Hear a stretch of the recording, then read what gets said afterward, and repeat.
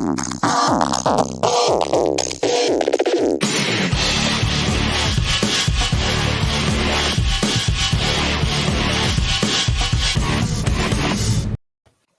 and gentlemen, welcome to this special edition episode of Back of the Shelf, a show that usually considers, ponders and deliberates board games that we consider to be underrated, undervalued and perhaps a little bit unloved. However, we shall be diverting from our usual course today to provide you with what can only be described as probably the finest piece of board game-oriented reporting to have ever penetrated your ears. For 'twas not many moons ago that Back of the Shelf had the pleasure of attending the UK Games Expo 2021, and it was here that we, for your listening pleasure and entertainment, decided to give reporting on the event a little whirl. But before we get into it proper, introductions are required. Hello, as always, my name is Gerry, and as always, I'm joined, believe it or not, by my fellow host, Ben. Ben, even though we can't see you, can we get a whoop whoop? Whoop, whoop. Oh, there he is. Hello, Ben. How are you? I'm okay, thank you, Gerald. Oh, very good. Why can't we see you, Ben? Because I use cheap equipment, and the equipment does not enjoy playing with each other. I like that you've got a little ring that bursts every time you speak. It looks like you've gone AI. Your mind has been transported into a machine. Skynet's live. Yes. Lesson learned: don't buy cheap cameras. Well, and as always, we are also joined by my other fellow host, Dave. Say g'day, Dave. G'day, Dave. Well, that's one for Ange and her bunch on the other side of the globe. Oh, yeah. You're welcome, Ange. You're welcome. Dave, what's the plan of action, rather, for this edition of Back of the Shelf? Well, I have some audio clips ready, lined up to play, and hopefully you guys will be able to give us some insight into what you were thinking, what you were feeling, what you were perhaps smelling at the time that these were recorded. I wasn't there, unfortunately, due to COVID reasons. But I think that's also explained in one of the clips, actually, why you're not there. Oh, yeah. Yeah, you might have put it better, actually. I can't actually remember what we said here, so I'm a little bit... Well, I've listened to them previously. Okay. Oh, we're still friends? Okay. Yeah, we're still fine. We're still fine. I don't think you said anything too bad.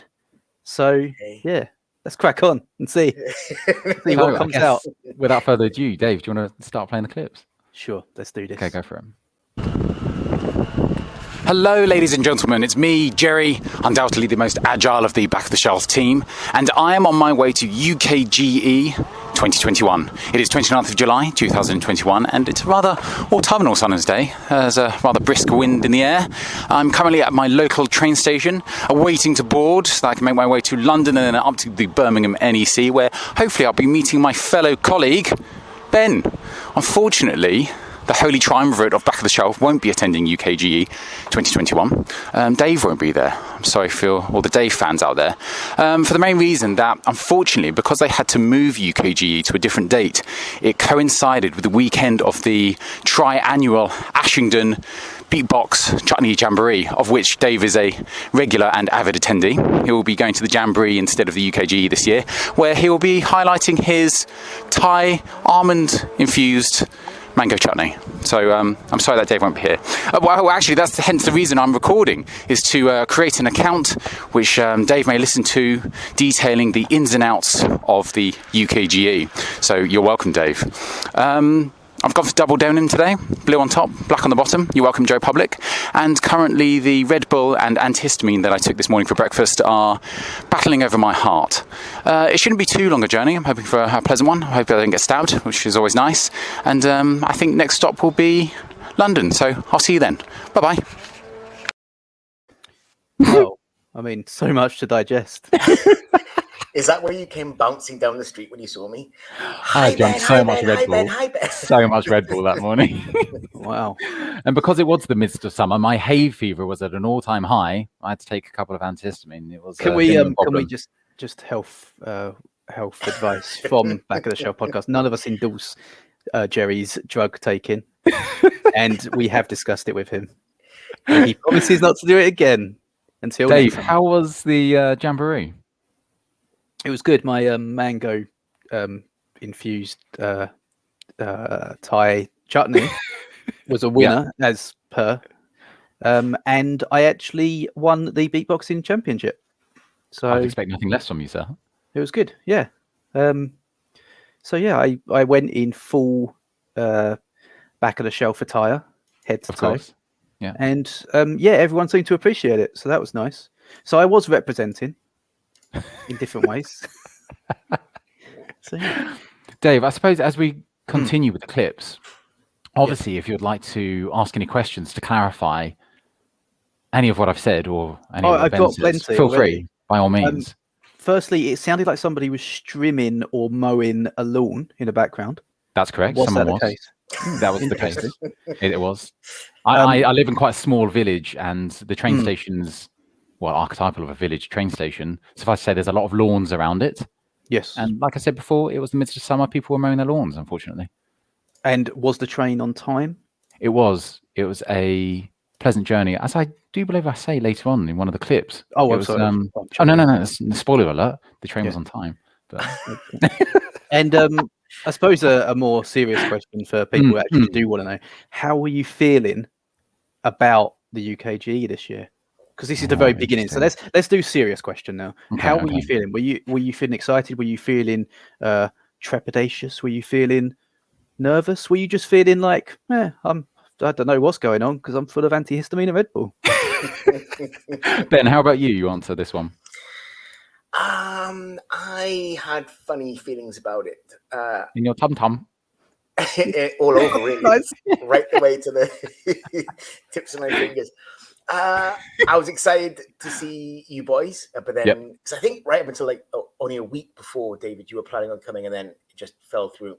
So I was excited about seeing you boys. Beatboxing takes priority. Yeah. Beatboxing's life.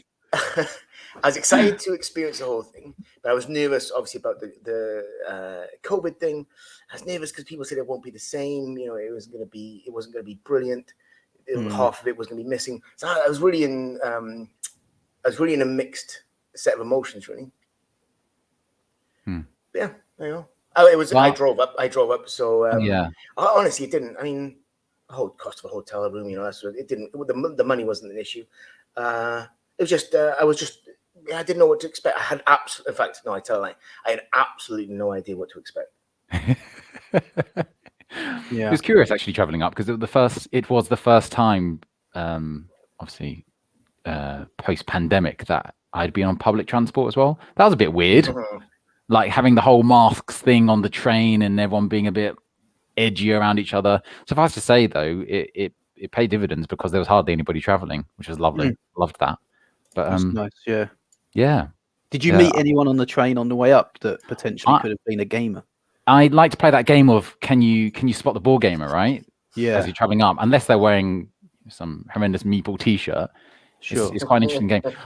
I didn't manage to do it. I couldn't spot anyone, and I brought along a copy of Bonanza to board game ambassador the shit out of someone on the train, but it didn't happen. I was too nervous to approach people because I'm shy. So you're not shy. Oh, everyone, Gerry is not shy. That's an absolute shy. As you'll tell from more clips. Yeah. Also, speaking of horrendous meeple T-shirts, maybe we should do some back of the shelf merch. Interesting. Maybe this could help you, everyone, on public transport, meeting potential other gamers. Yeah. Well, we'll see how I can whip up in the next kind of week, and I'll post my results on social media. Hey, let's hear that next clip, Dave. Let's go.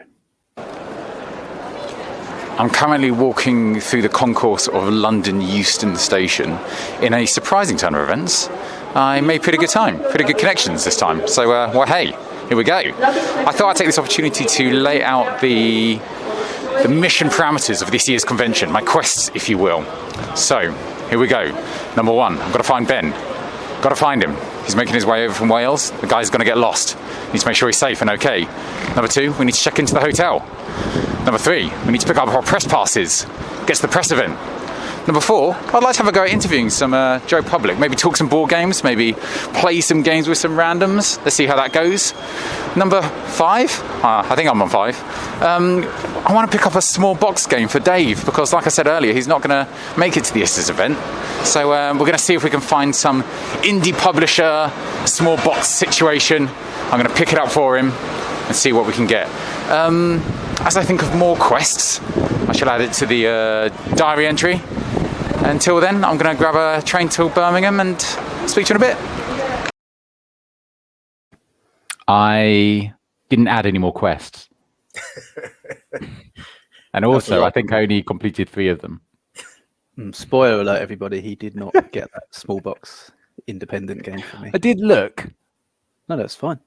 I did look, and you were in my thoughts and prayers. Well, actually, we'll get to that because there is, spoiler alert, but you do mention me again in a little clip, which was nice. I thought as you walk around the hall, so that was nice.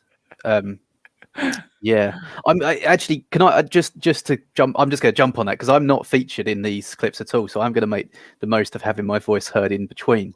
Damn right. For our audience's sake. And I would have gone. My reason for going to UKGE is to perhaps find games that I've not heard of and go, oh, that's a little bit exciting, and then bring it home, which we did the first time we went a couple of years ago. It's a shame because it sounds to me, you guys can obviously talk about this. It sounds to me like there wasn't so much opportunity to discover perhaps those smaller gems that would be at a normal convention pre-COVID. Is that right? Would you say that's accurate? I think so. I mean, you'll hear, I'll try and discuss it in a future clip when I'm walking around the actual convention, but it was definitely dominated by the larger retailers this year. And so even though there were independent publishers and who had stocked a couple of those small box games and all that sort of thing, there was definitely like a huge presence of those big online retail giants. Sure. And they were selling kind of a lot of those games which are not hard to come by. I mean, you could buy them easily enough from their websites. And they brought along, there was like a lot of copies of Wingspan and that sort of stuff were being sold. And it was just, and very similar to you, Dave, where I went there and I was actually trying to look for copies of certain games. I don't know if I mention it later on or anything, but I couldn't get them. I couldn't find these older games. It was kind of only the latest releases, all those kind of top 10 games that everyone wants and generally everyone has already. So I was kind of surprised from the retail aspect of it. But it was a little bit disappointing, that I have to say. I can tell you what I had in mind. I had in mind that there was going to be a big haul. That was true. But that maybe retailers would come up there with bargains. They've got a backlog of catalogue. They've got some games they need to shift. They're going to come up and sell them at a discount. And you'd root through and you'd find, games you hadn't seen for a long time. And it wasn't. It was just, I don't know if I mentioned this, but it was it just felt like, like you say, they just brought up all their best-selling stock. And I don't know if that was their strategy, that's what they wanted to do. I was not at all expecting that. I could just log on to their website and just do what. That was just, instead of just touching them, I could just go on. It seems somewhat redundant to me to be bringing games that a convention designed for board gamers who clearly know what they're doing. In general, I'd assume that anyone who goes to, just like anyone who goes to a comic convention or a film convention, you generally go because you're already in that world. You're absolutely right. I didn't even think about that. Yeah, it's a weird one. Who's going to buy Wingspan at that place? That's such a weird decision. There was one stall, I can't remember what they were called, damn it, but they had the rack of the new games, but they had a little rack of stuff, odd stuff. There was Princess of Florence, and I wish I'd bought that. I did get a map for Whistle Stop, which you never see that stuff. I was so happy to find that. That was great. Yeah. There's always games you don't get and you wish you had. Yeah. I definitely had that. I had one in my hands and I put it down and bought something else. I picked up Motonai and Matina. I'd never heard of it before. Picked it up, looked at it, went, oh, that's interesting, and put it down. And then came home and looked it up and heard it was phenomenal. And I was like, oh, I had it there. Could have picked that up easily. Yeah. Yeah. Hey. Well, there you go. Next clip. Next clip. So I've just arrived at the NEC. It is weirdly quiet. I had to go through my first security checkpoint, keeping it COVID safe, proof of vaccination and all that jazz. They even had sniffer dogs out, so it's all rather serious business. I am in the NEC itself, just outside of Hall 3. There is no one else here, a couple of security, a couple of UKGE volunteers. I am going to attempt to find my tickets and press passes, and then hopefully I'll find Ben. I'll keep you updated. So super weird showing up because the NEC, if never been before. You go to the what's the train station? Birmingham International, and it's attached to the NEC, so you can walk straight from the train station to the NEC. And because obviously we're held in the highest regard as podcasters, we were given press passes this year. Sure. So we had to go collect the press passes. The place was absolutely dead. I thought it would be a bit of hustle and bustle, at least a couple of journalists showing up from around the world, all that sort of stuff.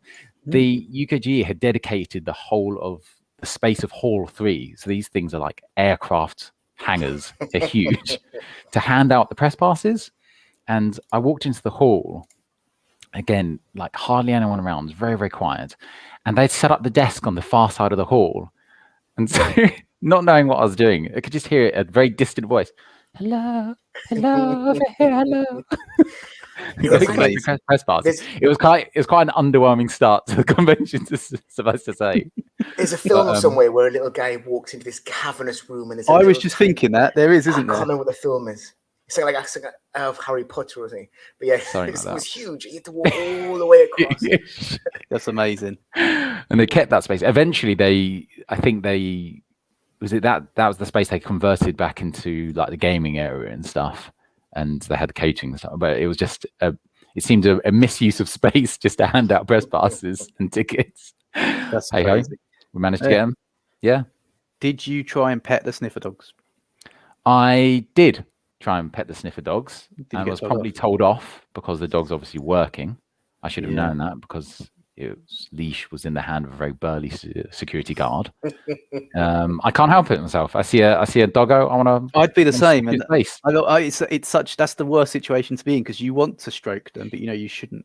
But they're dogs and they're so lovely and fluffy. Can't help it. And it's also you're so happy when they're like sniffing you, getting close. Oh, it likes me. It tickles. That's not a good sign. Yeah. Again, I don't endorse the use of any narcotics. You're full of antihistamine and Red Bull. Those dogs having a time of their life. Dog's getting all drowsy from all the antihistamine it's huffing. What number clip was that? Was that number 3? I've forgotten. I think it was number 3. Number 3, I think. Let's try number 4. Go for it. Success. Just picked up my press passes. Well, our press passes for Ben and I. Obviously, had to just walk in, took one look at the face, could tell it was back of the shelf. So no problems there. Rather eerily, they've dedicated the whole of Hall 3 to just handing out tickets and press passes. So in previous years, Hall 3's been used for open gaming, and I believe the Bring and Buy, which was quite a big deal at UKGE. Obviously, they couldn't do Bring and Buy this year because of social distancing. I'm now walking out of the NEC. They're still setting up for the convention.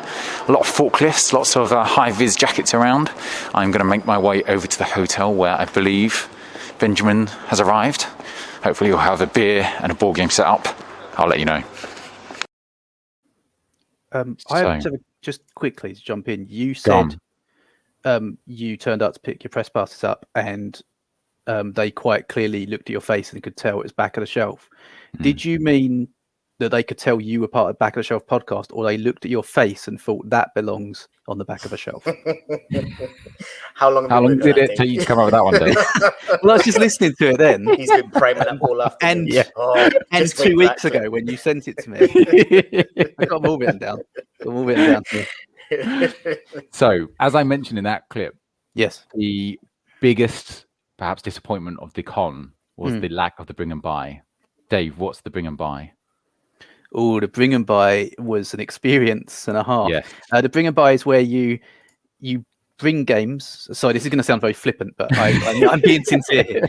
You have the option. You can bring games, and we did when we went our first time, and you hand them over and they put labels on them, and you get a receipt. And if your games sell in the buy section, then when you leave the convention, you go back there, hand over your ticket number, and they'll collect any games that didn't sell, and those that did, you get the money for that. You set a price for them. But the buy section is the most exciting part, because you queue up, and it could be quite a long queue, can't it? It's quite popular. Yes. And you walk in, and you've just got tables and tables of games all lined up next to each other, and these are games that all secondhand games that people have had and don't want anymore, and possibly you can find some absolute gems which haven't even been punched. We found that with a few games, and it's just it's like chaos and amazing all at the same time. It's like a boot sale for game junkies, and you can really find some absolutely amazing, hard to find games in there. In fact, I think we agreed, didn't we? It was the best part of the convention for buy-in anyway. Yeah, it was really enjoyable, just because, like you said, it wasn't just people that had been given, a copy of Twister and they wanted to shift it on or whatever. It was like people were bringing, because they were going to renew their collections at the UKGE and buy up loads of stock, they were bringing their old collections and selling them for dirt cheap. And I managed to pick up a copy of what did I get? Game of Thrones second edition, right? I got it for like unpunched. The box had been open, everything was still sealed, unpunched, and I got it for like 20 quid or less or something. Yeah. So that was the kind of stuff that you could find. And like you say, it's got that boot sale vibe where there's this hustle and bustle of trying to grab the bargains. And because the convention is over, the convention proper is over 3 days, the stock is constantly renewed. As people are showing up to the con, they drop off their bring and buy items. And what's really cool as well is you have to register before you go to the convention with your bring and buy items. And you can use the UKGE app. So as your items sell, you get a little ping on your phone when it's that's sold. right. I forgot about the app. Yeah. And then you can immediately go and spend the money in the bring and buy. Yep. Full circle. Everyone's happy.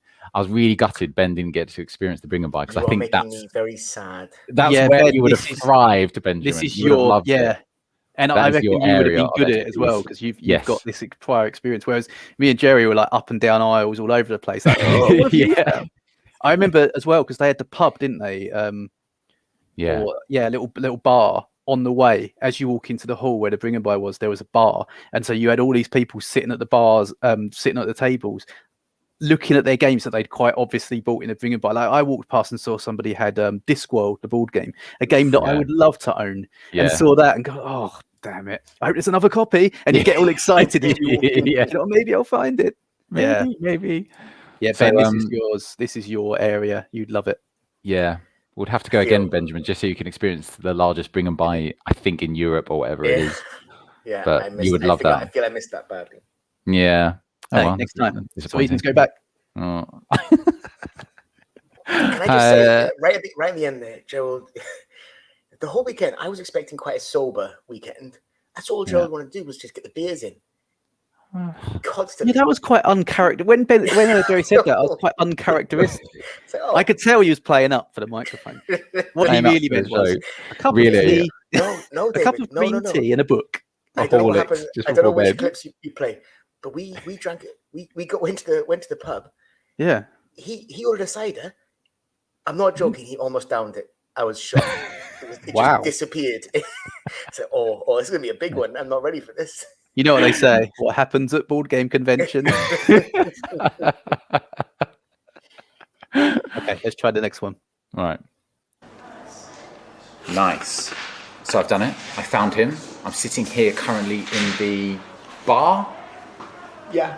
We'll go with bar of our hotel. I'm in front of the strongest member of the team, Ben. Ben, how are you? Very well, thank you. How was your trip over? Lovely. Nice drive. Nice drive. Yeah. Couple of podcasts. Some Metallica and then some podcasts. Back at the shelf, I assume.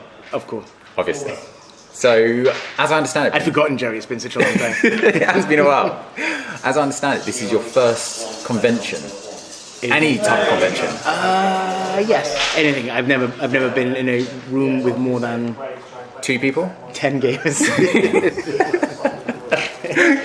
So, I'd love to hear your thoughts. What are you expecting from UK Games Expo 2021? I honestly have no. I have preconceptions. Okay. I can guess what those are. Yeah. Judging by some of the people I've seen. Okay. I honestly have no idea what to expect. Okay, lovely. I don't even know what... Because people get very excited about these things, so I am trying to find out why people are excited. You want to share some of that excitement? Yeah. Why do people get excited? Yeah. That's what you want to find out. Yeah, That's your takeaway from this weekend, hopefully. Hopefully. We've managed to play a couple of games. We have. Already. Yep. Lancier Air. Quite enjoyed it. Nice. like a 2-player take that version of Love Letter. Yeah. Quite liked it. Nice. We just played a couple of games of Martin Wallace's Wildlands. Thoughts on that? Very, very much enjoyed it. Yeah, get that one. Yes. Oh, it's really hard to find. Oh, yeah? Yeah, it took me ages to find this. Okay. Well, nevertheless, we recommend. And Very enjoyable. We played with the 2. There are 4 in here, and there were 2 more gangs. Yeah. War bands. That's a lot of war bands. I would like to try it at the 4-player. Yeah. I bet it's chaotic in a good way. Okay, nice. This evening, then, the convention hasn't officially started. We're here for professional reasons. Now that we swim between the proper board game journalists, we're going to the press conference, the press event. Any thoughts on that? Any expectations for the press event? I've never been to one before. Oh, neither have I, no. Oh, well, no expectations then. We can only be pleasantly surprised, I assume. Overwhelmed by the number of people we're going to recognise, I assume. And people recognising us, I assume. Well, yeah. About one photo. Well, in that case, I recognise you. Twilight Imperium. I'd assume people will just recognise your voice. Oh, yeah, maybe, yeah. People will stop in their tracks when they hear your dulcet tones. What? Croaking. So, nevertheless, I assume afterwards we can give a little feedback on the press event, and I believe we're going to check out the gaming in Hall 3, which they're holding for all the press people, all the journalists afterwards. Is it a situation where you have a balloon on a table with the numbers? I heard that's how people get players into games. I have no idea. Oh, I don't either. I've never really gamed with random people before. Oh, neither have I. Well, this will be exciting for both of us. Well, exciting and trepidatious. I heard they have little weighted things with balloons on strings with a number on saying, I need this number of players. That makes sense. Oh, it's a good system. Yeah. And you show up and it's a game of who knows what. Who knows? Oh. Well, we are supposed to be playing Flamme Rouge with Rob. With Rob. Yeah, he specifically asked it, and I said, you know what? I know just the man. And June. Oh, well, June Imperium, yeah, hopefully. June Imperium. Okay, we'll see what happens with that. Nevertheless, we'll report back later. Yeah. Let's go to the press conference. Okay, let's go. Okay, let's do it. Now, what Ben was thinking of there, I think, was speed dating. But other than that, did they have balloons? They didn't have balloons this year. Did they have balloons when we went before? No. I don't remember. But I sure there was a system though. No, I do know what you mean, Ben. People have flags and stuff, don't they? Where They did have them. No one was using them. Really? On my way out, I walked past them. I said, they're right there. And no one was using them. Yeah. Do you think maybe people weren't actively looking for strangers to game with because of the situation? Maybe. That's all I can think. It didn't seem that way in the gaming hall though. There were some pretty big bunches of people gaming together. To be fair, Joe, we didn't really go to the gaming hall, did we? Much. No, we were there for the seeing the games and testing them out rather than sitting down playing games. We were there on a buy-in and scouting mission. If Correct. you'd have been there, Dave, we'd have done that all the time. I'd have been there 3 days, just play 3 days straight, right? Correct. But it's Gerald. Gerald hates 2-player games. I didn't know what to do. It's true. Yeah, this is true, actually. Me and Ben could have stayed there all weekend. Wildlands was good though. I really enjoyed Wildlands. I did really enjoy that game. Yeah, I did like that. So I'd highly recommend if you're into that kind of skirmish game. Yeah, it was I've a nice heard game. what Airland and Sea. Oh yes, I said it quite enjoyed. I was like, but I have no real feelings, no real urge to get out again. I don't. No, it was okay. It's fine. It was fine. It didn't. Yeah, it's fine. So yeah, the re-theme looks lovely, but I don't know if it's got the gameplay to back it up. That's the sad thing. Oh, that's right. That's that cartoony pig thing. Whatever you know. Critters at War is the re-theme. It's worth looking up, everyone, but it's I'm not sure. It's got the. I've watched a video of how to play the base game or the base game, the original one. Yeah, like you say, it seems like it's a fun experience, but there's not any real reason to play it again. So before we go to the next one, can I clarify what I was expecting? I thought we were going to sit in chairs and there'd be a stage, and they'd come out and they'd say, "Oh, you know, welcome back to the show." I thought they'd be like a show or a chat. You know, this will be giving a speech or something. That's what I thought we were going to walk into because they called it a press event. I thought, oh, it'll be some sort of, something like that. That's what I was expecting. I was fully expecting to walk into something like that. I think you do have some negative words to say about it in the next clip. Okay. Yeah. I can't Can we just remember the people in the background when you're in the pub there are clearly playing some sort of game with lots of dice. Yahtzee, I assume. Yeah, I was thinking just that. throwing Yeah. dice at each other. Yeah. Do you know what it was? Was it Warhammer 40,000 or? Because that was a lot of dice No, being I rolled don't in know. the back. No idea. And Hand on heart, I'm not going to say that we are the straightest looking people, but they were really, really quickly it filled up with some characters. Let's call them characters. And I didn't know where to look half the time. They were genuinely some. I said, oh. They were. Can we just clarify very, that Ben by straightest Ben doesn't mean in terms Sorry, of me, sexuality. No. He means because that's a whole that's yeah. No, he means well, I guess you just mean normal. No, that's correct. Because I didn't even think we were like, but you know, we don't look the most normal. There were some characters. I was yeah. Extraordinary is how I describe it. Yeah. Sure. Yeah. Yes.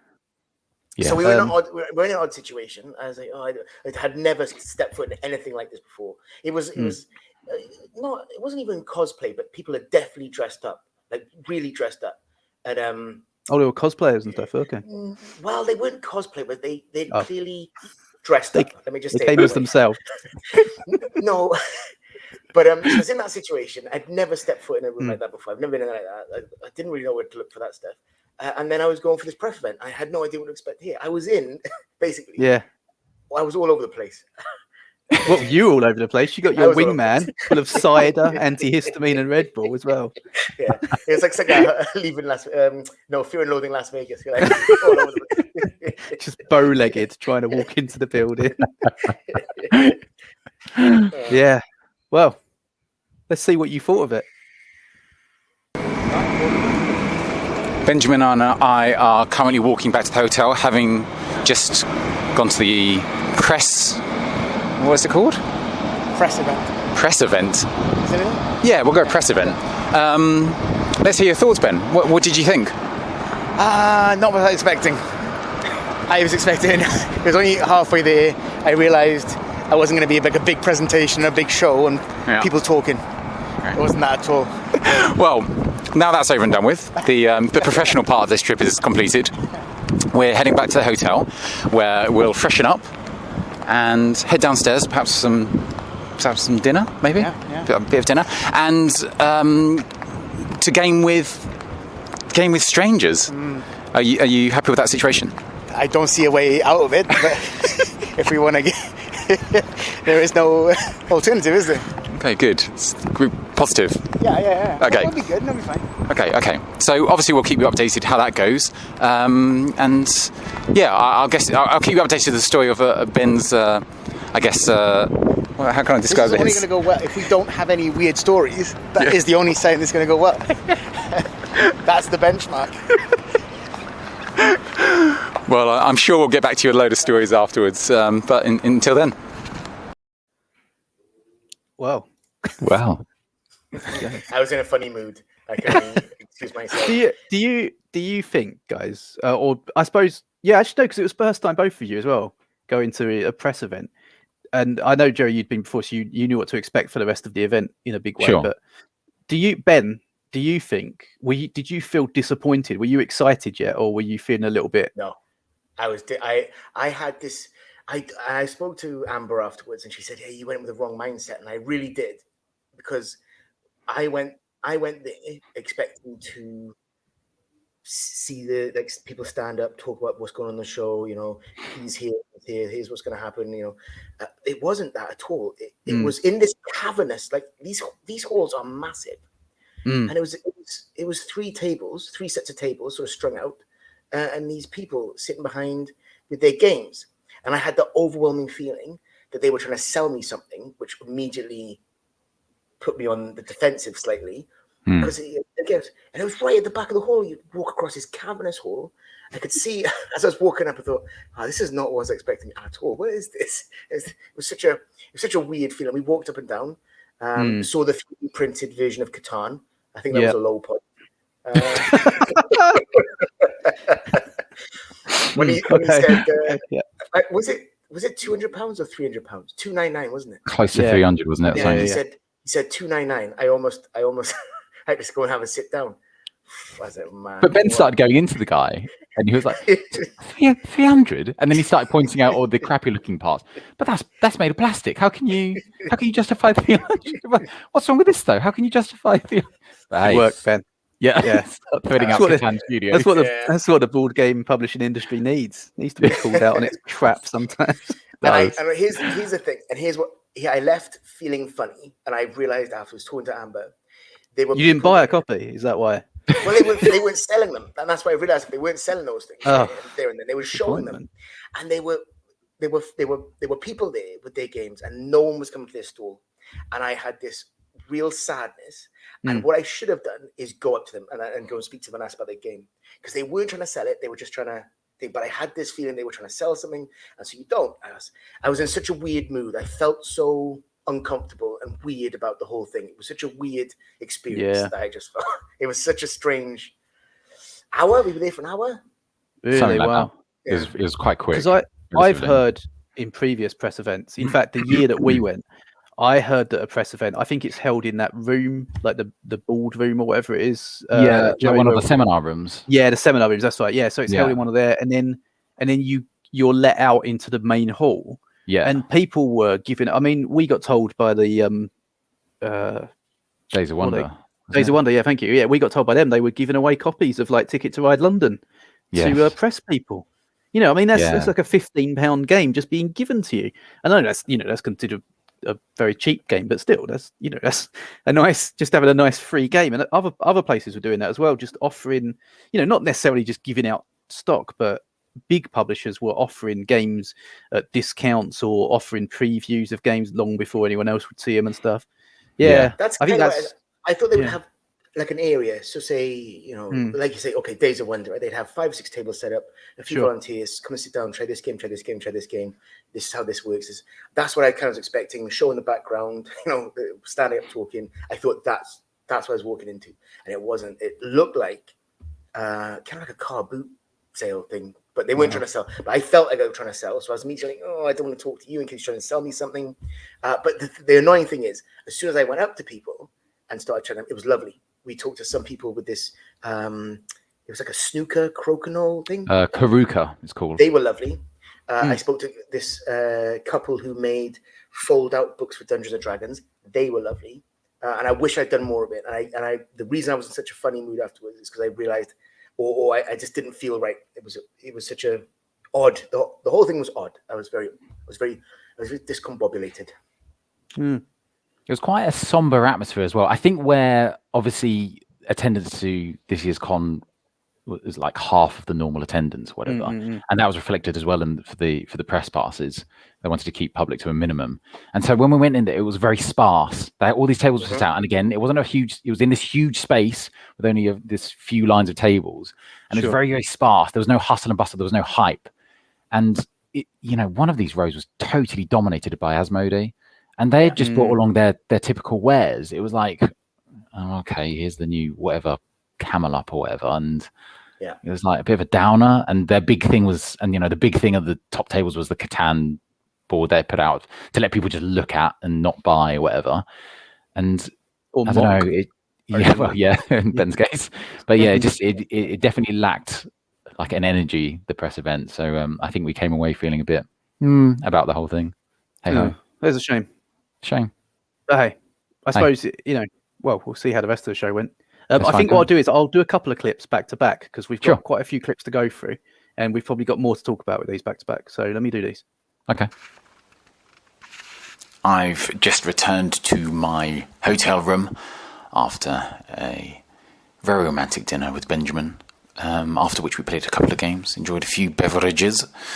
I am going to retire for the evening. It's been a semi-eventful day at the UK Games Expo. We're obviously looking very much forward to the convention starting properly tomorrow.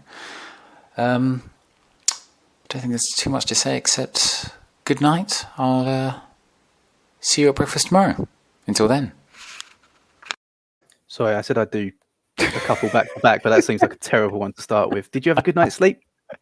Terrible. Terrible night's sleep. Really? I can't sleep in Excitement a hotel. or disappointment or just Probably a mixture of that and the cocktail antihistamine of drugs. Yeah. and the Red Bull still coursing through my veins. Ben, how was your sleep?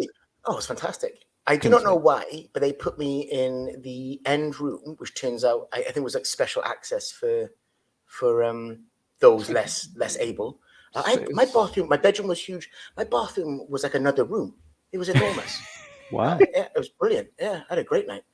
And because of the size of the bathroom, wonderful sleep. Yeah. Shower was fantastic. It was brilliant. Yeah. Absolutely bored stiff by the press conference. You went down like a log. Yeah. Well, I mean, this is a moment to mention as well, because obviously back in the hotel, the UKGE is kind of known for as well, where they've Wild around the parties. Convention. Sorry? Oh, sorry. No, I thought you were going to say wild parties. Oh, well, hey, in the hotel, there's a lot of hotels on site and surrounding the premises of the UKGE. And it's very common for people to go back to these hotels to carry on gaming after the press events and the convention.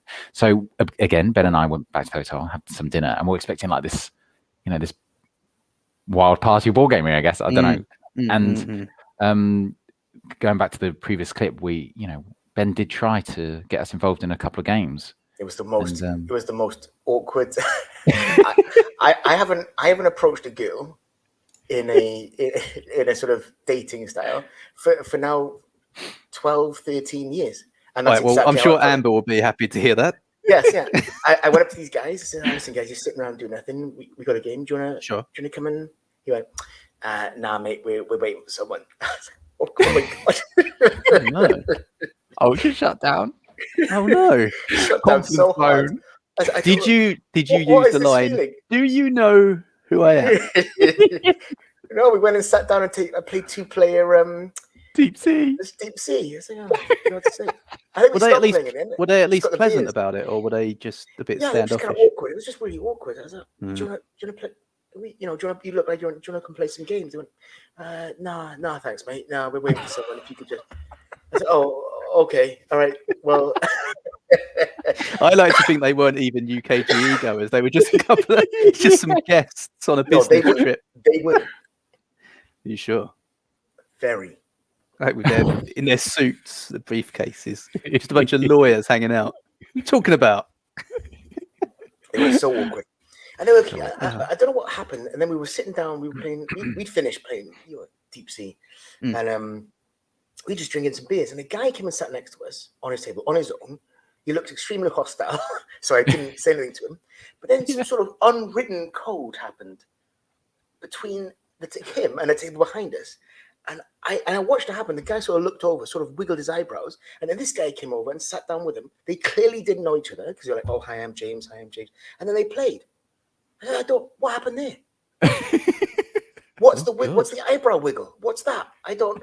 Is that what I'm supposed to do? It was. Yeah. Again, not what I was expecting. Anyone listening or watching, please let us know what that is, because we clearly don't know. No, maybe when you're on your own. Maybe when people are on their own, that is the official sign of, hey, come and game with us. Maybe. Oh. Maybe they were maybe they'd planned to meet, but they'd never met in person. And they said, I'll be the guy with the eyebrows moving up and down. That never occurred to me. That might be it, man. You never know. Right. I'm actually going to do two clips back. I think in future, if I ever did that again, I would pre-arrange to meet people. I say, like, I post on, but I say, "You want to play this game at this time? Let's get it on." It's awkward, isn't it? I think it's awkward, like being in a strange place where you don't really know people, and you kind of want to play games, but people.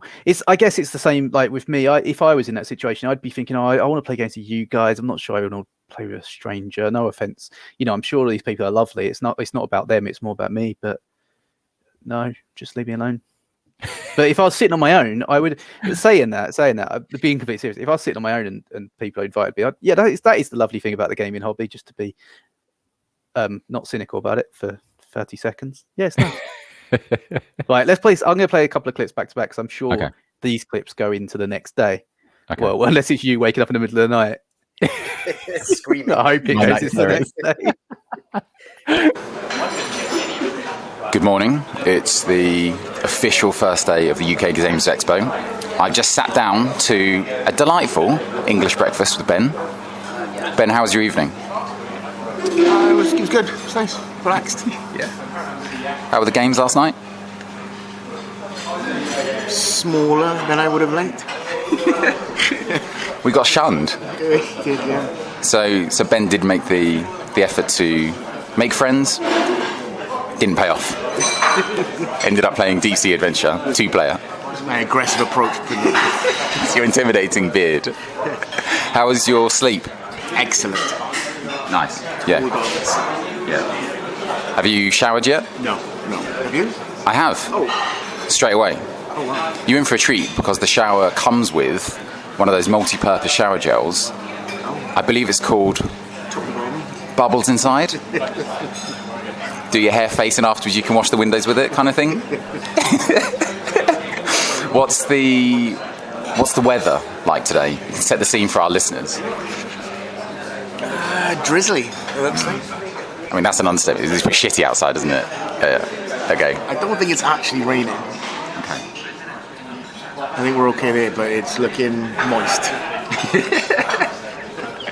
So, first day of the convention, we're going to head over there after breakfast, drive over there, park up. What's the first thing on your agenda when you get to the convention, Ben? Oh, I have no idea. Okay. I have none. No, I have no idea what to expect. My expectations are gone. Well, since you're a totally unbiased party to this, and it being your first convention, obviously, as we're into the convention, you can give us up-to-date details of what you see, how you feel, what you think of the convention, that kind of thing. How's that feel? Is that okay? It's a great idea. Okay.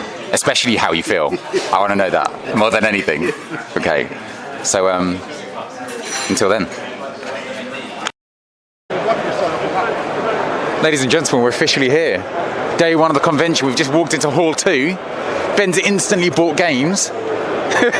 It took all of 30 seconds? First stand he's seen. And he's already got games in the bag. Well, now we're here, Ben. What's your initial thoughts? It's really big. I had no idea it would be so big. And actually, this is the smaller version because they've had to lessen it down a bit because of COVID and all that jazz. But yeah, it's a big convention. It is a very big convention. So what's the plan then? What are we going to do? I don't know, just wander around. Yeah, okay, let's wander around. See what happens. See what happens. We'll have a little wander. Benefit of being the official editor of this show and incredibly immature is that I can clip that bit where Ben says it's really big. I didn't expect it to be so big. For use in later shows. One of the highlights of the weekend, we were sitting at breakfast and Gerald, David, you'll appreciate this.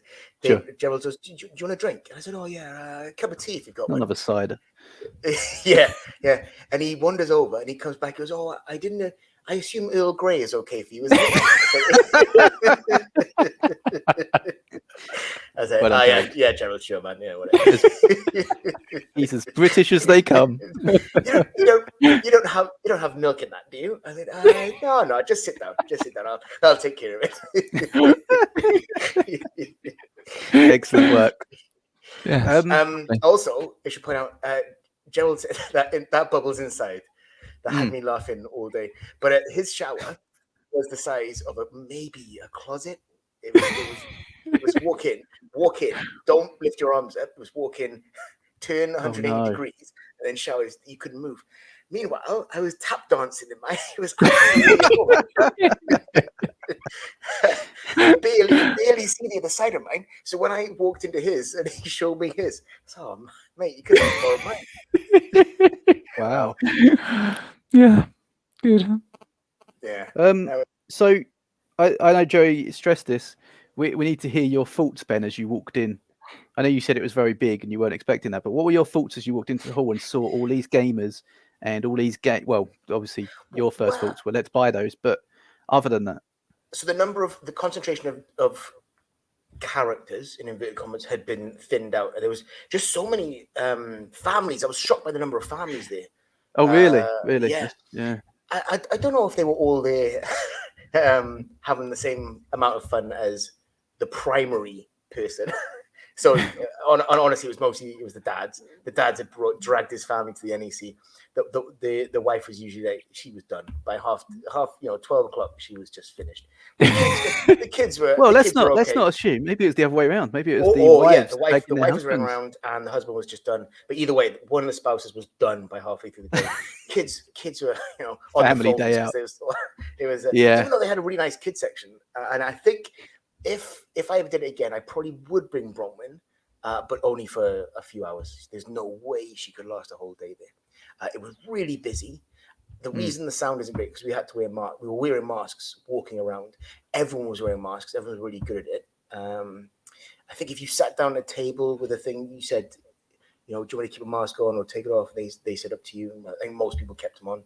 Yeah, so it was really well run. It was really organized. It was good. That was impressed. I was impressed with that stuff. Nice. What about you, Jerry? Yeah, it's all right. Next. Yeah. How did it compare then to the previous? What was actually normal? The first positive was that there was no mad rush and hustle and bustle around the stalls. So in previous years, where it's so busy, you are rubbing shoulders with the public constantly, and it's nigh impossible to get to the stalls themselves. You have to kind of look over people's shoulders, and you're kind of fighting your way to the front to kind of get anything that you want to. There was none of that. It was very calm because of the social distancing. They had widened the aisles and all that sort of stuff to accommodate it. So it's very easy to navigate around the halls, and it's very relaxing. It was a lot more calm than previous years. Do you mean the aisles are narrower usually? Yeah, they cram a lot more stuff in there. I don't know if I could handle a normal, because that was already. It's quite intense. Oh man, this is busy. A normal convention is very it's intense. Like the atmosphere. I remember you could always manage to walk around, but there were aisles where the especially where the sales places were, where it suddenly you just came across a jam of people, and you had to walk around a long way to get different places. Well, that's good. Maybe they'll. I wonder if they'll think about. No, they probably won't know, will they? Because they want to get stuff in, don't they? Got to try and cram as much stuff because a lot of especially international publishers and sellers, they weren't present at this year's convention because of obvious reasons. So they had the kind of space to spare to accommodate the extra wild aisles. So I doubt they'll be able to do that in years coming. But it was nice. That was very pleasant. It made the overall experience very calm and pleasant, which I was a big fan of. Ben, I'm sure listeners will be keen to hear what games you bought. It was Tournament at Avalon, which is insanely hard to find. I was shocked to find that. And Fake Artist Goes to New York, which I was very happy to find as well. Oh, nice. Yeah, cool. There you go. Ben's first purchases. So we've just finished playing a game of Dune Imperium, which I have to say is absolutely delicious. Loved it. Thinking about getting a copy, but it turns out you can't actually buy a copy here at the con because they're all sold out. Oh well, I'm going to have to order it online. I thought I'd take a bit of a moment to take you guys on a tour of the convention. I'm currently walking through Hall 2, which is the main hall in which the convention is being held this year. And I am surrounded by people. Even though there's social distancing in place, it is extremely busy in here. They've widened the aisles though, so it's not too congested. There's a lot of retail, so a lot of the big retailers are here. I can see just off the bat, if I look around, Days of Wonder out in force. We've got Z-Man, or even though they're publishers. But I can see Warlord Games over there. We've got Zatu, who's got a massive stand this year. Other than that, there are huge areas dedicated to actual gaming. So the publishers have set up a couple of areas where you can try their games. There's a lot of Ticket to Ride, 15th anniversary edition. I am walking past a family zone which has got a range of games. I can see Arnak on there. There's stuff like I can't even see what those games are, so I'm just going to walk past that. Another family zone is Coiled Springs. They've got all their gear out, so they're the ELO stockists for the UK. They've got Quacks of Quedlinburg, The Mind. Got Word Street over there, Detective Charlie, Dragon Omino, which I've heard is fabulous. I want to give that a little whirl. There's a lot of miniatures as well, a lot more miniatures than I thought there was going to be. Obviously, like I just mentioned, Warlord Games, but I'm just walking over to a big section taken up by TT Combat and Core Space. So if you haven't seen it before, TT Combat do these laser cut terrain pieces, and they are absolutely fantastic. Kind of next door to them is another company called Battle Systems, and their models are absolutely delicious. All cardboard models. I think they look like construct yourself kind of thing. A lot of fantasy stuff. Looks great. Got Cosmos Games here. What are they showing off? Red Cathedral. Looks good. What was that over there? Oh, looks like Anno. Sorry, Anno 1800. That does look complicated. Anyways, carrying on. Again, a lot more independent retailers. Oh, there's a whole store dedicated to Japanese foodstuffs. A couple of cosplayers walking around. Just bumped into a Dalek, which is lovely. Walking around some independent publishers. Oh, there's a store here that just sells swords. Oh, it's a bit sketchy. And walking up here into the next aisle. Oh, this is cool. There's a company here that are doing bespoke board game oriented birthday cards. I like that. Maybe, happy birthday, Dave Livens, by the way. I'm going to get you one of those cards. A big RPG section. So, there's a huge section dedicated just to RPG books, new and old. So you can see lots of people trawling through the boxes trying to find some gold dust in amongst all of the RPG books. I'm standing outside a demo copy of D-Day Dice. Definitely got to try that one out later. Ooh, a lot of X-Wing miniatures being played over here. And walking through behind everything. Just bumped into an elf. And walking behind everything in this next hall. So this is Hall 3, where I went yesterday to collect tickets. They've dedicated the whole space to just open gaming tables. This is where I talked to Rob before. And they have a shop and drop. Obviously, a lot of board games are being bought this year, as they are every year, I assume. And people are just leaving them in lock boxes until they can pick them up at the end of the day. There is a board game library. I did check it out earlier. It's a bit limited, I have to say. Nevertheless, £10 deposit will give you access to the board game library for the day. Come try out some things before you buy them. See what else you can find. It sounds a lot busier, like in my recordings, than it was, I think.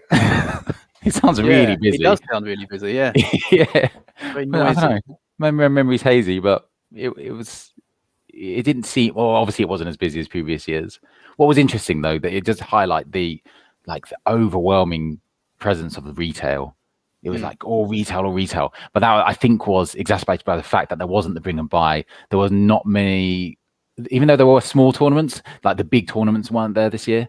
No, so usually they have like all the, the major board games, like the Ticket to Ride tournament, the Catan tournaments and all that sort of European championships. They have massive X-Wing tournaments, and FFG have quite a big presence there doing their stuff. There was none of that this year. So I guess kind of without all that extra stuff, you're just left with the retail where, well, obviously there was a lot of that, but yeah, still fun to look around. Still nice to see everything. Were you walking around with Ben at that point? At that point, I had abandoned Ben because I was trying desperately to act like a board game reporter, I guess. Right. I was recording everything on a dictaphone.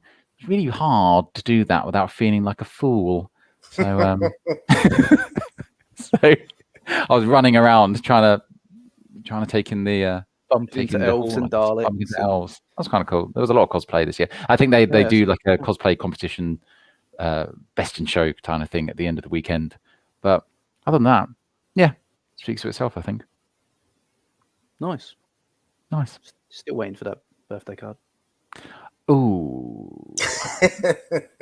Actually, there were. To be fair, there were some really cool things there. Like you say that there were loads of retail space, and that wasn't very interesting. But there were really interesting things. I didn't see the birthday card one. But there were definitely stores I stopped at. Gerry, apparently. This is really cool. They had like dice towers or wallets or that was. I've heard about the dice tower stall. Yeah, that was interesting. And then there was just some I don't know, it was like tat. I don't describe it as. No, it just wasn't really. There was quite a lot of tat. A lot of. I talked about Japanese. There was like a store selling just Japanese food. There was also a store just selling Japanese tat, just like a load of plush and just random like stuffed toys, but they were selling like hotcakes. It was so busy, that stall. Do you think? Where I think all these parents were feeling guilty for abandoning their children over the weekend, and they had to come back with something. So Well, a lot I of people wonder. buying hamsters or something. These companies, they know, don't they? I mean, this is probably like anime related merch, and Sure. stuff, perhaps video game related. Because I remember Tea Turtle were there when we went, and Tea Turtle, Right. for those that don't know, are huge. Well, they actually produce board games. Well, they use the term loosely, but they produce games now, and card games, and they also do T-shirts, and they are great. I mean, I like their T-shirts and stuff. But yeah, I remember them selling loads, and you think this is a board game convention, but hey, Yeah. Board gamers aren't just interested in board games, are they? We're interested in all sorts, video games Yeah. and TV shows and films and cartoons and all that stuff. So yeah, it kind of makes sense, but it is funny. Yeah. It was weird seeing it. What was really cool Yeah. actually was they had, I can't remember what group it was, or if it was several groups of cosplayer. Cosplayer groups, and they had set up these massive stores just to show off the different costumes. That's cool. And had them all out, and then you could pick up weapons and try on helmets and everything. They had a fantastic range of Clone Wars stuff. Oh, really? Nice. Helmets and all the blasters and stuff. That was very cool to see. And like I said, an inordinate amount of swords this year. Yeah. There's so many swords at the convention that you could buy. I guess synonymous with board gaming, maybe. I guess it's the role play crowd. I don't know, but yeah, the LARPing, all Isle of Swords. Yeah. You mentioned a couple of games I'm really interested. You mentioned Core Space. That's one tabletop miniatures game I'd love to try. That's because Ben, I didn't know anything about Core Space until Ben was like, "There's Core Space over there. Let's go check it out." Yeah. I think Ben, you were considering buying a copy at one point, weren't you? I had a number in my head, and if it was gonna be less than that, and it was quite a high number, way higher than I would usually spend. I thought if it's gonna be less than that, I'd say it was. I think I said if it's 60, okay, yeah, I'm just gonna get it because I've always fancied it. It's always looked good.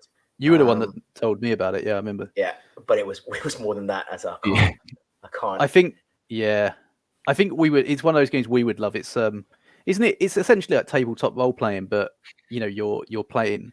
The rules are very open for you to be kind of like bounty hunters or space cowboys or whatever, doing whatever you need to do. Yeah, as I understand it. I'll talk about it some other time. Yeah, sure. Let's not go into that now. But yeah, it does sound great. And also, D-Day Dice has been on my radar for quite a while. Yes, I didn't actually get to play it in the end, but just watching the game. But I'm always surprised that it's quite an expensive game, D-Day Dice. Is it really? Which always surprises me because I thought it was going to, and I always think it's going to be quite a relatively simple dice game or anything, but it's a chunkier game than I was expecting when I actually saw it. But yeah, that's. I managed to play Anno 1800 recently. Yes, and it's not as complicated as it looks, even though there's so many tiles on the board. But that is dry. That game, that is super dry. Now he was. I don't know if I've mentioned it or it comes up. The biggest disappointment to me was there were not many demo games. I thought there would be hundreds of tables with volunteers showing games. There was one table that had Dune Imperium. There was one game. It was just one with the Everdell, one with Dune Imperium, one with. It had. What's Kemet? The new Kemet was out there. Oh, Blood and Sand. Yeah, and Mariposas was out, but there was just one copy of it in the one. Oh man. I get that sound. Yeah, so I can almost I don't have to. I can tell you now that is purely because of COVID. Because when we went, there were stands dedicated to games, and there were tables literally. I mean, some of the smaller publishers maybe had 2 tables or maybe even 1, but generally there were at least 2 or 3 tables demoing games when we went. It was the biggest one because that was what Ben described there. That was the Asmodee lot. Showing off really? Their Wow. Okay. But what was interesting is when you think of Days of Wonder and what they could bring out, and they've obviously got a big space, regardless of COVID, they're still given a big space. And all they were showing off was Ticket to Ride. I was like, man, what a wasted opportunity. Where's all the Memoir 44 and stuff like that? It's like, come on, you've got so many good games in your catalogue. And it was literally just the different iterations of Ticket to Ride with mostly the anniversary edition with the larger trains and larger board and all that sort of thing. But it's like, oh man, that's a bit disappointing because you've got the space to show off a lot of stuff here, and I was expecting a bit more. But yeah, waiting for that Dune Imperium game that took some patience. Yeah. Hey, Well, we'll talk about that. not even. I just went up and said, "Listen, how long is this game going to take?" And they said, "Oh, we're nearly finished." I said, "Okay, well, let's just stand here then." There was no system. There was no. I just hovered over their shoulder until they got uncomfortable and left. Are you done yet? Are you done yet? Are you done yet? Are you done? No, Yeah. finished. Ooh. Turns out it was the Do that same one, guys from the pub the night before. We did try one game, Quacks of is it Quedlinburg? Quedlinburg we played. Oh yeah, I like that How game. do you, Yeah. how do you feel about that? I like it. A lot. Oh, Sorry, yeah. I'm answering because we've played it a fair bit. Yeah. One of our good friends has got it, and we play it with them. So Oh, I did not like that game. really, Yeah, that was. I said I don't really understand. It's like take stuff out the bag, just put it down. Is it?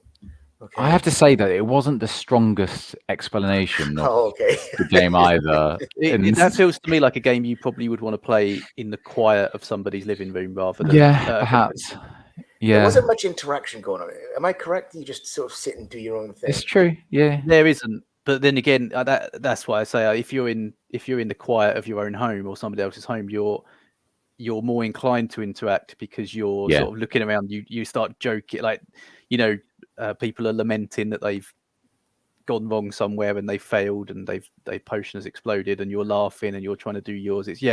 It's one of those games where you need to bring the interactivity. The game doesn't do it for you for sure. But in a convention setting, I can't imagine that. Very noisy, very distracting. I don't think that would be a good. Well, as you say, it wasn't. Hey-ho. Hey, should we go to the next one? Sure. Hey. Ladies and gents, we've taken a quick break from the convention after a nice, refreshing lunch. Was it? I'm getting a no from Tom there. Not so much. We've taken a quick break to come to the gaming hall. So this is the open gaming hall. There's a vast array of tables out around us, and families and friends have sat down to undertake a bit of gaming. And we're joined by the rather delectable Rob. Rob, how are you doing, sir?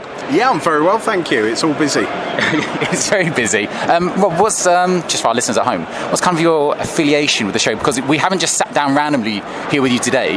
We kind of already know each other. Do you want to tell us a little bit more about that? Yeah, so found the podcast a few months ago and was catching up and shared it amongst my friends and really like what you guys do. And so we were talking about my back of the shelf experience, which is Flamme Rouge. And you guys kind of picked up and went with it and say, hey, if you're going to Expo, let us sit down and have a game of Flamme Rouge. How did the game of Flamme Rouge go for you? I came last. Yeah, lots of exhaustion cards. Tom came through with flying colours at the end. Very strong finish. It was a really good finish. Yeah, save some of those big point cards, big movement cards till the end. Nevertheless, thanks again for teaching us Flamme Rouge, and thanks for listening to the show. Really appreciate it. Yeah, it's really good show. and more so for introducing others to it. Yeah. Love that. Yeah. What are we up to now? 10 listeners? Around there, yeah. Around that point now. All thanks to Rob. So while I've got you, Rob, in the spirit of the show, love to play a little game at the beginning of the show. I thought it would be quite fun to play a quick game of Can You Guess the Ball Game from the BGG tagline. Are you game? I'll give it a stab. Okay, so 5 questions. Yeah. Let's see how well you do. Maybe if you do well, give you a little sticker. Hello.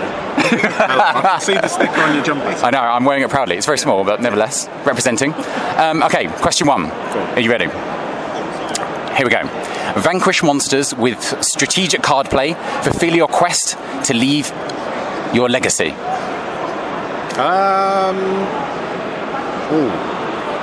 Is it Champions of Midgard? It is not. That's a good guess. Oh, okay. It's Gloomhaven. Oh, okay. Okay. Ben, okay. We'll try number 2. Okay. Build networks, grow industries, and navigate the world of the Industrial Revolution. Is that Anno 1800? No, it's not. It's Brass, isn't it? It's Brass. I'll give you that one. Yeah. Oh, Anno's in. It's Martin Wallace still Anno, isn't it? Oh, okay. Oh, maybe I'll give an extra half point for that as well. Okay, Okay. I like that. Yeah. Nice work. Okay. Number 3. Draft cards to develop your ancient civilization and build its wonder of the world. Could it be, haven't played it, Seven Wonders? It is Seven Wonders. There you go. You should play Seven Wonders. I know. We like Seven Wonders Duel. It's a good game. It's a great game. Number 4. Assemble and prepare a formidable crew of Vikings to pillage towns and gain glory. What do you think it is?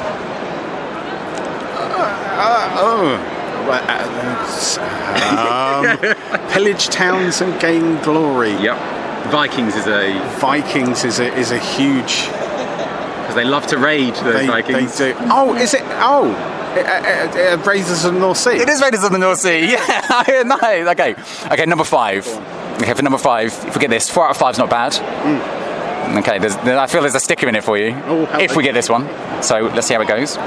Number 5, acquire locomotives and industry, build, track, and hire the best engineers in Russia.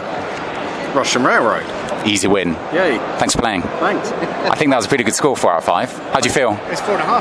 I actually feel epic. Good, I'm glad. Yeah. Well, there's definitely a sticker. Oh, look, I can do it right now. I've got my...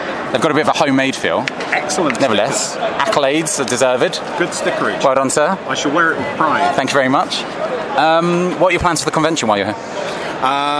Definitely a lot of gaming. Yep. With my gaming friend Andy. Nice. And a bit of Star Wars Rebellion. Demo a couple of games. I think we're looking at a demo of... I can't remember. It's from Queen Games. It's got a very strange name. Coco Zilly or something like that, which we're definitely interested in. So, okay, yeah. Nice. Well, nevertheless... To be warned, there is no system for the demo. It's just hover until a seat appears and then jump in. How's this? Yeah. Socially distanced, obviously. Yeah. Hover a long way away. Yeah. Well, thanks for that.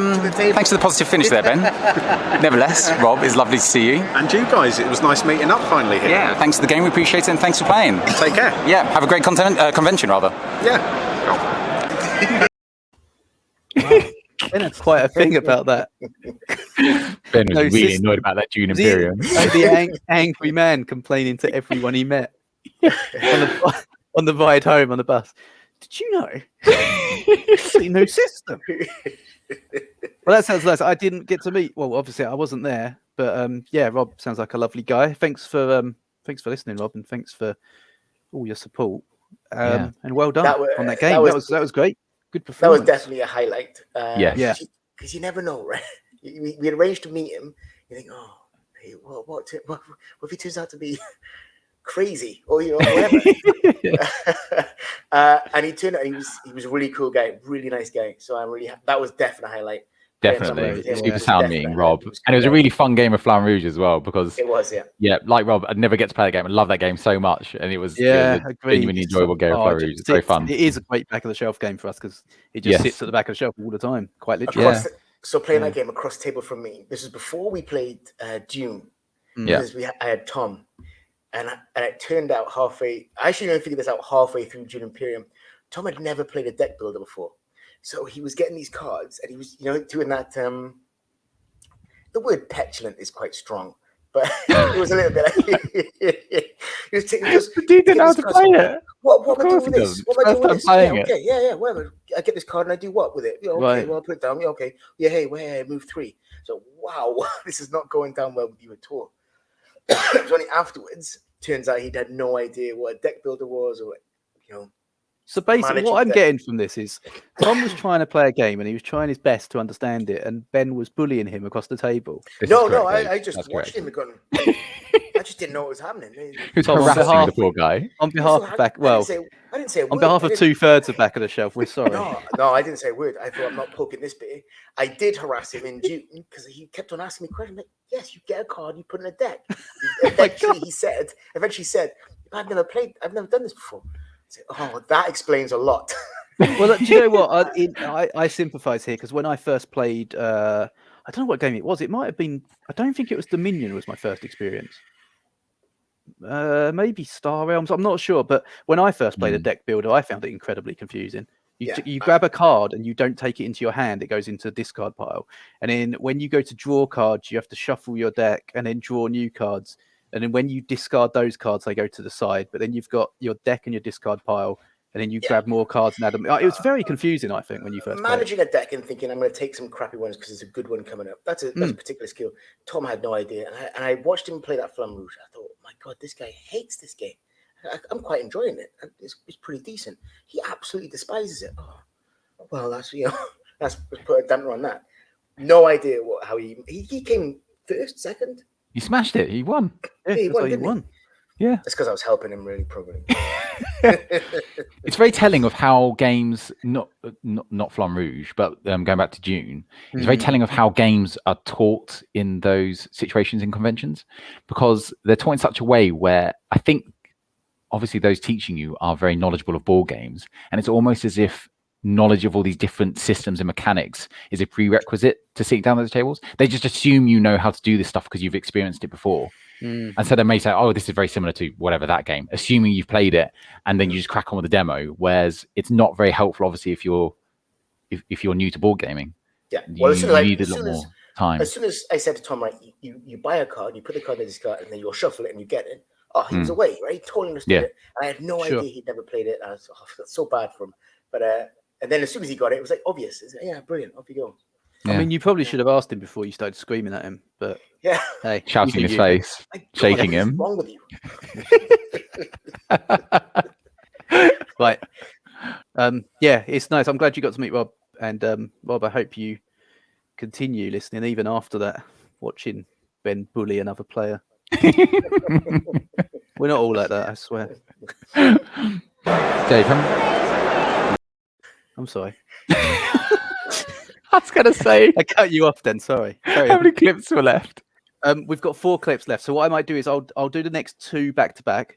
Okay. Because I believe these are quite short clips. And when we'll finish up and we'll just, we'll do a quick roundup. All right, sure. I've forgotten which one I'm on now. I think it's this one. Just wandered past the cosplay section. There's a couple of groups here, cosplay groups, which are representing the cause. There's a huge Star Wars diorama with a range of helmets, replicas from the films. There's a lot of Clone Trooper helmets over there. Rubicon models, like I said, there's a lot of models this year. Absolutely fantastic World War II range from Rubicon models. They do all the 1/5/6 scale World War II miniatures. There's a few interviews going as well. A lot of board game journalism happening this year. Everywhere you walk, there's someone with a camera and doing an interview. Not me, though. No one wants to talk to me. Oh well. Pretty cool walking past more of the open gaming areas. Publishers have got a couple of large editions. I'm standing next to a massive version of Pandemic. You can't even reach across the map, it's that large. You have to get your opponent, or rather the other players, to help you move the pieces. There's a lot more versions of Ticket to Ride out for people to try. In fact, they've got a lot of the different Ticket to Rides. A lot of the Amsterdam version, a lot of the Anniversary Europe edition, which looks amazing. Those tins do look delicious. Very impressed by that. They've got some of the smaller ones as well, like London and New York. No Memoir 44 from Days of Wonder, though, which is surprising. I thought they'd be pushing that a bit more, since it's such a phenomenal game and I love it. Going past more gaming, Dune Imperium, which you played earlier. There's Tables of Everdell Zombicide going on. I'm walking past the store now, it's all just plush. It's like Japanese soft toys, and you can buy Negan's replica baseball bat for some reason. I don't know why that's synonymous with board gaming, but it is apparently. This aisle I'm currently walking down is dedicated to a lot of the games that we saw at the press preview. So a bit more independent publishers and board game designers promoting their smaller box games, got themes. There's a lot of RPG going on this year. There are some companies that are just doing woodwork. It looks much more tailored to the kind of role-play D&D crowd. There's a lot of jewellery as well, if you're into your board game jewellery. Looking at a rather fetching Meeple Diamante necklace. There is a lot of jewellery. There's quite a few stores. I just walked past all jewellery. I'm loving this. I'm going past the Pokemon store right now, and I'm very tempted. You can buy for £15. They're doing enamel pin badges of all the league badges. Love those. Check those ones out. Very nice collection of dice you can buy here. Oh my goodness, they are expensive. Hey ho. Let's see what's on down here. Okay, I feel like we've already talked about a lot of that, but did you buy a Pokemon badge? No, it was very nice though. I do have to say, I did try and talk to a couple of stalls, just like people working for the publishers and everything.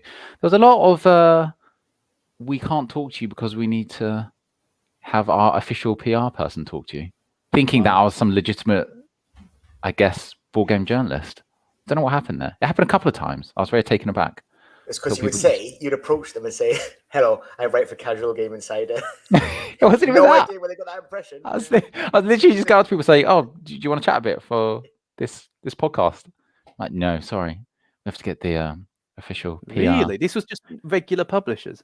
Yeah, it was most bizarre. I thought it was going to be a lot more easygoing than that. So if I say I didn't talk to any of them, they shunned me. I like to like next time, and I'll go as well. I want to do this. Okay. Sure, all three of us we'll go as like we'll have one of us will have a big camera on our shoulders, the other one will hold like a boom mic, and one of us will have like a microphone in hand with like the little square the back of the shelf logo, and we'll really treat it like we're filming really go documentary. They'll talk to us then. They have no bloody choice. We'll go in hard, and we'll really go in their faces, like we're covering some kind of scandal. But yeah, don't worry, we'll have our revenge, child. next time. Okay, let's get let's wrap this up. Let's do these last couple of clips, and then we'll come back and wrap up your feelings on the show, I guess. Okay. Walking down now by the front of the hall, there are a lot more games being demoed by Medusa Games. So this is Richard Denning's publishing house.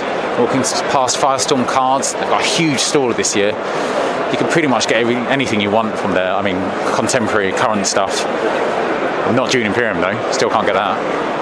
There's a lot of games of Dice Hospital going on my left right now. It was very, very busy around here. Alley Cat Games are here in force with Dice Hospital, and they have Dino World, Paper Dungeons and all that. I'm here at Catan stand, where they're showing off a lot of Starfarers and the new 3D behemoth that is Catan, the 3D behemoth. It is huge and expensive, but they've got a lot of games out for demoing. There are big cameras here as well, filming it. It's very cool, like that. Magic Madhouse there, with all their wares. Oh, Photosynthesis is selling pretty well. Nice. People are buying copies of Cosmic Encounter, good for you. Yeah, get it to the table. And a lot of scenery again. Tabletop Scenics are here with all the modelling supplies. Love it. Actually, I suppose we can't really go without mentioning Richard Denning. You shouted out Medusa Games and Richard Denning. Richard, we interviewed in our last season. He was the one that kindly invited us along to UKGE. I believe he said that we were stars of the show. I haven't got that. Something like that. Something like that, yeah. But yeah, no, he in all seriousness, he very kindly invited us along, and yeah, good to say. I don't know what I was going to say. I was going to say something else. Like, thanks, Richard. But I don't think he's listening to this. But yeah, just thought I'd give him a shout out. Cool. Yeah. Nice. Did you see him? Was he there? Yeah. Saw him at the press event actually. Didn't say hello. Oh. So I mentioned a long time ago that one of my core missions was to try and find a copy of Container. No one has it. Impossible to get. Luckily, I did come across one stockist who, behind the scenes, mentioned that he may have in his private collection a copy that he wants to sell. So I'm going to contact him once I finish the convention, see if I can get that copy of Container finally. I do also need to still find something for Dave. Obviously, he's enjoying his chutney jamboree right now. Got to find a little box. The guy likes little boxes, so I'm going to try and find the most indie of indie publishers with the smallest box game possible. I'm sure that'll make Dave very happy. Wish me luck. And alas, it didn't happen. Nothing. Absolutely You're doing nothing. back alley deals for copies of Container. Did you get it yet? Emailed the guy. Nothing. No. Still haven't got it. Still looking for that copy of Container. I think I asked every single shop in that convention for the Container. That's the kind of stuff I'm looking for when I go to a convention. No Container. Oh well. You were looking for that a couple of years ago, I remember. Yeah. I just don't want that jumbo edition. It seems excessive. Yeah. Hey ho. Yeah. What are you going to do? At least Oh, wait. I didn't get you a game. Soz. That's okay. Didn't get me a card either. So. Happy birthday. Or a little bit of jewellery with meeples on. Nothing. Oh, it's got nice little stuff. It's okay. You did get me a couple of fantastic games for my birthday. that we played after you came home, so that's fine. Okay. So I guess then, because this has been on quite long, but to summarize, guys, was it good? Ben. I'm glad I went. It was definitely experience, my first one. Honestly, if we ever had if we had a blank check and could do it all again, what I would probably do is hire a cottage somewhere, about 20 minutes away, have us boys in there for the weekend, go down for the day, a few hours down there, pick up whatever you want, and then go back to college, just play games. The hotel atmosphere didn't really impress me. That was awkward. The lack of demo games, that made me a little bit sad. It was just like a one big giant shop, and it wasn't even the stuff I like shopping for. So it was like, it was okay. Yeah, it was okay. I'd like you to see the one we saw. Yeah. Because there was so much more, obviously, and this isn't the fault of the convention. This is just a situation of, with what's going on and everything. But yeah, I think, hopefully when these things can open up a bit more, they'll be able to go back to that eventually. And I think you'd like the bring and buy would make your day. It would make. I'd probably been there all day. I think you could have been. You could, because there's constant flow of new stuff coming in. It's a bit. Also, they had those shelves at the back or the front, didn't they, next to the tills? A bit like Argos, where all the new stuff was coming in. They were putting it on the shelves, ready to be put out, and you were looking back, salivating over these copies. Just trying to make me sad again. Sorry, we'll have to do it again. We have to do it again just for the bring and buy. I would definitely go again to see it in its full glory. I'm glad I went. It was okay. It wasn't okay. It wasn't. I wasn't blown away. I wasn't. Overwhelmed by sure excitement. Get that. What about you? Really happy. Okay, applaud. Really happy I played. Sorry. You really just came alive then. Your like voice circle just went. Finish on a high. Really happy met Rob. Really happy played Flam Rouge. Really happy played Dune Imperium. Oh wait. I'm gonna get to that in a second. I was gonna get to that question in a second. But yeah. Stop now, Ben Bod. Sorry. Joe. Negatives were obviously because of all the COVID measures. A lot of the stuff that for me makes a convention wasn't present. So keep going on about the bring and buy. The tournaments not being there. Not that I'm a big tournament player or anything, but hey, if there's a tournament game of Splendor, I'm happy to jump in and things. But without that kind of atmosphere and excitement, it was very much less for it in the convention. Sure, I echo Ben's sentiments. It did feel like a big shop, especially with the lack of demos going on. And all the stuff there was, it was things that you could find quite easily online. I found there was no one selling, copies of Container. Anyways, that was kind of the major negatives. Positives though, obviously hanging out with you, Benjamin. Loved that. Love hanging out with you in Birmingham, the NEC of all places. Sorry, I meant to say on that list, hang out with Gerald. Sorry. Having odd games with Wildlands and all that sort of stuff. That is quite fun. But meeting Rob was a massive highlight. Hanging out with him, playing that game of Flam Rouge. And in fact, I think really, if you were to consider like the heart of the con was really in that gaming room. And it was after, because I went back in, shout again to Tom. I haven't even mentioned Tom. Tom's my brother-in-law. I know we haven't really mentioned who he is in this conversation. But we went back in afterwards after Ben had to go home and just hanging out in the gaming hall just for a bite to eat, and where everyone was kind of gathering again. And you could see friends and family and even strangers getting onto the tables to try out the games they just bought at the convention. That was awesome to see. We weren't necessarily playing games with them, but that atmosphere that was created in that room, which is what I felt like the hotel should have been, but it wasn't. Probably because of COVID and all that sort of stuff. That's really was like a strong point for the convention. Where so wait, hang on. Sorry, Ben leaves. Yeah, and then the atmosphere in the room comes alive. Brilliant, and it's a highlight. Absolute highlight. Yeah. But just that room, the gaming room, the gaming hall. It was cool to see people back together again playing board games, I guess. Sorry about that, Ben. I do remember the conversation. No, what's that about? It's about 3:00, and I said, I don't know, I might go. And you said, yeah, why don't you go? Why don't you just do one? Yeah, off you go. It's rubbish from here on anyway. And off you trusted. 6 hours later, Tom and Joe walked in. Onto a train. He's gone. And the whole hall just comes alive. Game. Tom finally stops crying after being berated. Walking back and forth. Deck builders. So I want to find a question then for everyone listening and stuff.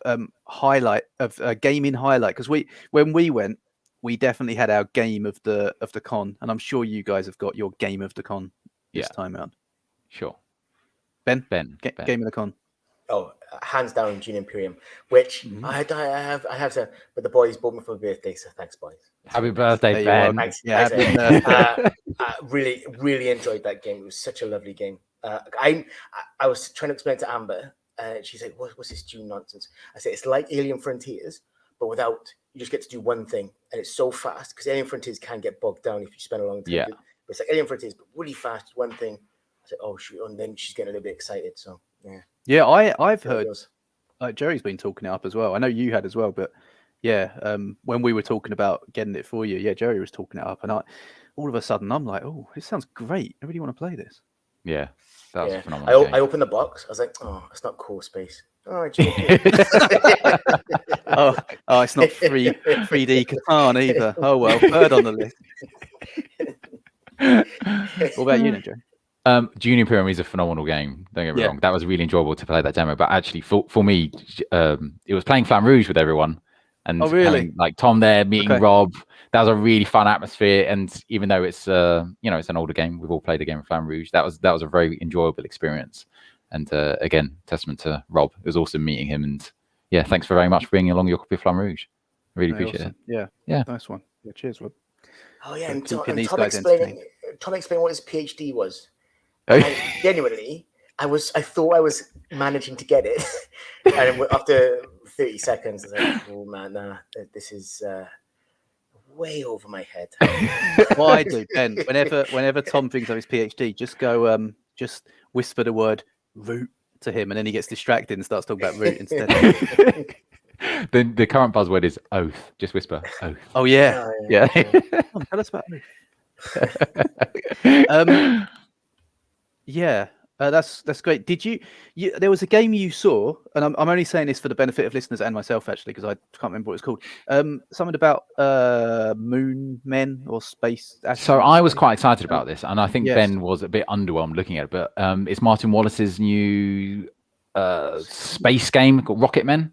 Rocket Men, that's the one. I was very interested in. I got to talk to the publishers and all that sort of thing. They had it at the press event, which was very nice talking to them, and they showed me a little bit of gameplay. But it's a deck builder. You're welcome, Tom. Come get that one. It's a deck builder / push your luck, where you're playing the current tech giants, kind of like Bill Gates-esque, Elon Musk type people, and you're vying to dominate space as a corporation. And so you have to build your deck to undertake your research to launch satellites and get into space and orbit Earth and all that sort of thing. But what's really cool is once you've built your deck, you undertake your missions. And this is where the push your luck element comes in. You're drawing from a bag. So there's still a risk that your mission will fail as a reflection of, I guess, real space travel. But it looked very tasty. I'm very interested in getting hold of that one. Yeah, as an outside observer, that was the one that caught my eye the most, I think.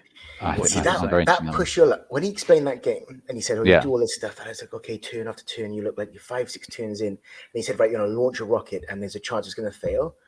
So, I don't mind luck in a game, but that was a lot of effort for it to fail on a roll of the dice. It could feel really brutal with... That was odd. Yeah, that element when you're pulling from the bag, but... Hey ho! I'm interested in playing it. I want to get a copy. To see how it plays, because I looked at that and thought you are going to push some people's buttons there. Wow. Well, hey, good one. Sorry, I'm doing your bit now. No, do my bit. Do it. No, it's fine. I was just going to say, thanks for listening. Don't forget to like and subscribe, and follow us on the places scrolling along the bottom of the screen. Oh, actually, sorry. Some people might not be watching this. They might be just be listening. You can follow us at Instagram at back.of.the.shelf, Facebook, Back of the Shelf Podcast, Board Game Geek Guild 3879. And you can email us at backoftheshelfpodcast@gmail.com. And if you love what we do, then you can donate to our coffee account, Back of the Shelf Podcast. Nice. That's my bit done. Sorry, you do your bit now, Jay. That was what I was going to do. My bit was going to be, Dave, how can people get in touch with the show if they would like to? Oh, cool. Oh, okay then. Thanks, everyone. Nevertheless, I hope everyone's enjoyed the coverage of the UKG 2021. And I think it will be back to pro forma next episode, in which case I don't think there's anything else but to say bye-bye. Bye-bye. Bye-bye. I can't wave and click the outro at the same time. Bye-bye. Bye-bye.